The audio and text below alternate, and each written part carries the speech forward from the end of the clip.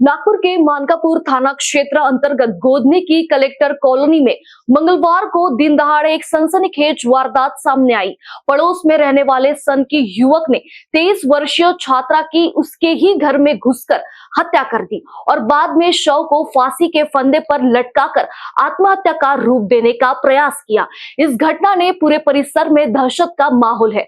Police ने आरोपी उम्र 38 वर्षीय शेखर अजाबराव ढोरे को गिरफ्तार कर लिया है। मृतका की पहचान प्राची हेमराज खापेकर के रूप में हुई है। जानकारी के अनुसार प्राची बीए की पढ़ाई कर रही थी और साथ ही शेयर ट्रेडिंग का प्रशिक्षण ले रही थी। उसके परिवार में माता पिता और भाई भाभी है। पिता रेलवे से सेवानिवृत्त है, जबकि माँ और भाई निजी फर्म में कार्यरत है।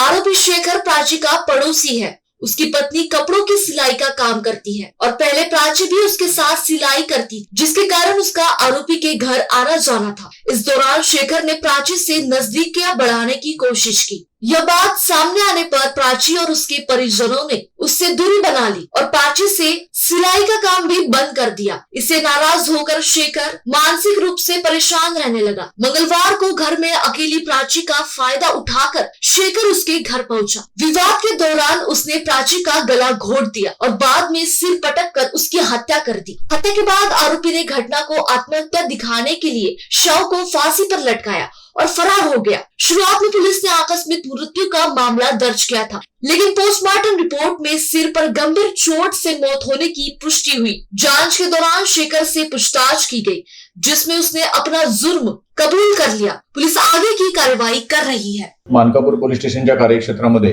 कलेक्टर कॉलनी परिसरामध्ये परवा दिनांक 19 तारीखला एका मुलीनं सुसाईड केलेली आहे अशा प्रकारची खबर प्राप्त झाली। त्या ठिकाणी आम्ही आणि आमची टीम गेलो। त्या ठिकाणी पीडित मुलीचा मृतदेह होता, तो घरच्यांनी खाली उतरवलेला होता आणि काही प्रमाणात तिच्या डोक्याला थोडीशी इंजुरी होती आणि गळफास घेतल्याने दरवाजा वगैरे आतले लॉक झालेले होते आणि ते लॉक तोडून आपण तिला खाली उतरवलेलं असं घरच्या लोकांनी सांगितलं।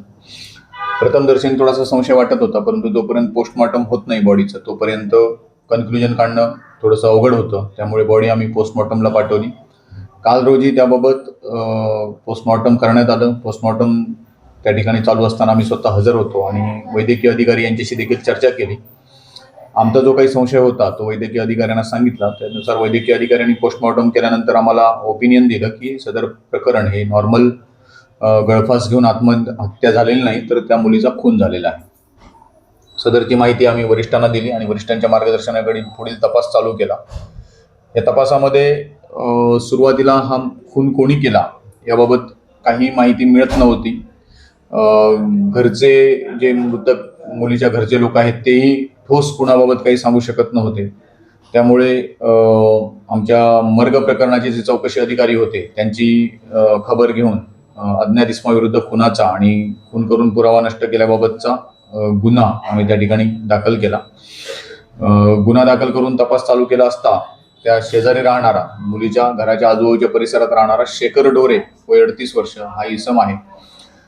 त्याचं नाव तपासामध्ये समोर आलं। शेखर ढोरे आणि मृतक मुलगी यांच्या कुटुंबियांचे काही वर्षापूर्वी अतिशय चांगले आणि घनिष्ठ संबंध होते। दोघांचं एकमेकांकडे येणं जाणं असायचं, परंतु शेखर ढोरे आणि ही पीडित मुलगी यांच्यामध्ये जास्त बोलचाल होत होती, जास्त बोलणं होत होतं आणि हे जेव्हा घरच्यांच्या लक्षात आलं तेव्हा पीडित मुलीच्या मयत मुलीच्या भावानं त्यांना समजावून सांगितलं की एवढं जास्त बोलणं चांगलं नाही आणि तेव्हापासून मागच्या 1.5 ते 2 वर्षापासून त्यांच्यातली बोलचाल बऱ्याच प्रमाणात बंद झालेली होती। कदाचित त्या गोष्टीचा राग आरोपीच्या मनात असावा। दिनांक 19 रोजी ज्या दिवशी घटना घडली त्या दिवशी आरोपीला त्यानंतर आम्ही ताब्यात घेतलं आणि आरोपीला ताब्यात घेतल्यानंतर त्याच्याकडे विचारपूस केली असता असं दिसून येतंय की ज्या दिवशी घटना घडली त्या दिवशी घरात कोणी नसताना आरोपी त्या ठिकाणी आला आणि मुलीशी बोलण्याचा प्रयत्न करू लागला। मुलीने त्याला विरोध केला, त्यातून त्यांची बाचाबाची झाली, त्या रागातून झटापट झाली आणि त्यामध्ये रागारागानं पीडित मुलीचा गळा त्याने आवळला, तिला बेशुद्ध केली आणि त्यानंतर तिचं डोकं हे जमिनीवर आपटलं। तिला ओढत ओढत वरच्या म्हणजे पहिल्या मजल्यावरील बेडरूममध्ये घेऊन गेला आणि त्या ठिकाणी जो पलंग होता त्या पलंगावर जो पंखा होता त्या पंख्याला ओढणीनं लटकून गळफास घेतला असल्याचं त्याने भासवलं। त्याबाबतची कबुली ही आरोपीनं दिलेली आहे आणि आरोपीला त्यानुसार आम्ही ताब्यात घेतलेला आहे आणि त्याच्यापुढे त्याचा अधिक तपास आम्ही करत आहोत। गुन्हा दाखल झाल्यापासून म्हणजे परवा रात्री गुन्हा दाखल झाल्यापासून सुमारे 12 तासाच्या आत आपण त्या आरोपीला निष्पन्न केलं आणि त्याला ताब्यात घेण्यात यश मिळवलेलं आहे.